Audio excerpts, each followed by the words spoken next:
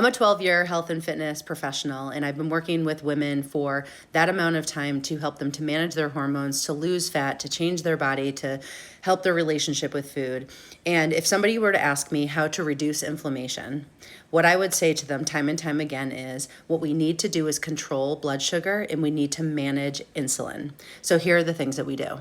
Eat fiber with your carbohydrates in order to slow the digestion of the carbohydrates and lower those glucose spikes.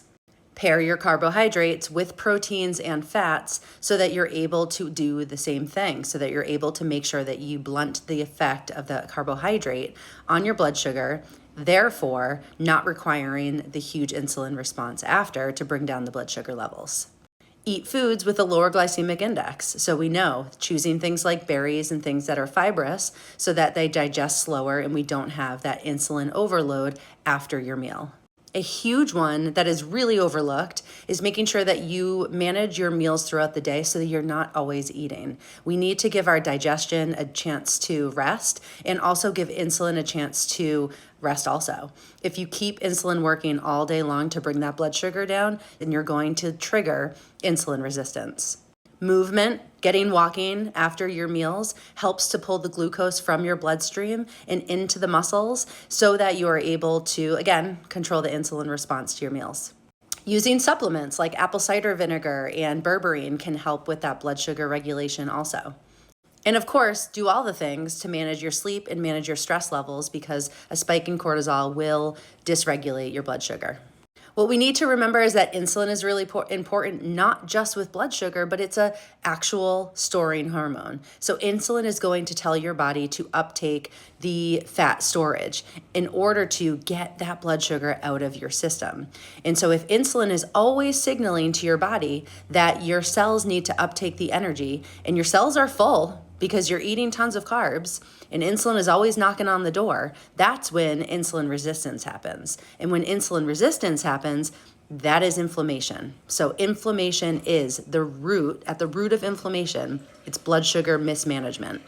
So if we do this whole list of 20 things every single day, no big deal, we are able to reduce our blood sugar, manage insulin, and make sure that inflammation stays chill. And for a lot of people, this is enough.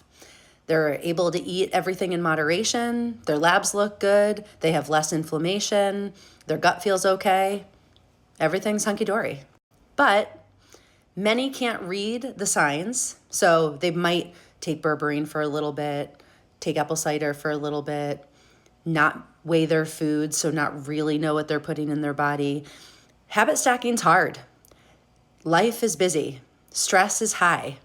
Our emotional response to food, it's really hard to deal with. So some people might benefit from what I just spoke about at the beginning of this video.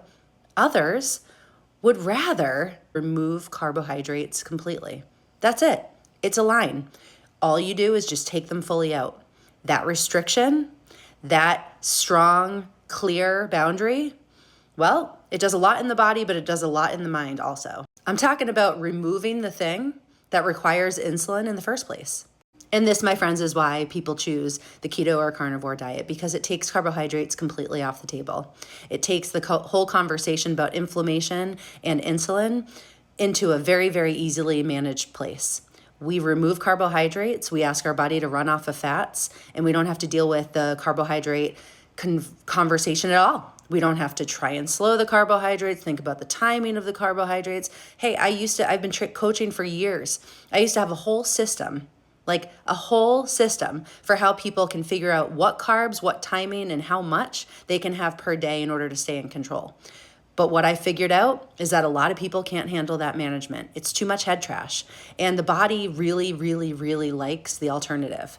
So if you take carbohydrates completely out, all of a sudden, you don't have to think that hard. So without the carbohydrates, your body shifts to fat metabolism. And isn't that awesome? You're finally able to get rid of the weight that you've been holding on to. You're finally able to get rid of the head trash and all of the food noise that you've been holding on to. And your body is now running off of fat and ketones instead of glucose. And back to where we started in this conversation, when insulin isn't a problem, inflammation goes away too. In my next video, I'll talk about all the things about inflammation and why this insulin conversation is very important and why the trigger of insulin dysregulation, and insulin resistance actually is the term for it, why that causes inflammation in the first place. I don't know about you, but I love the fact that I don't need to think all day long about my food choices.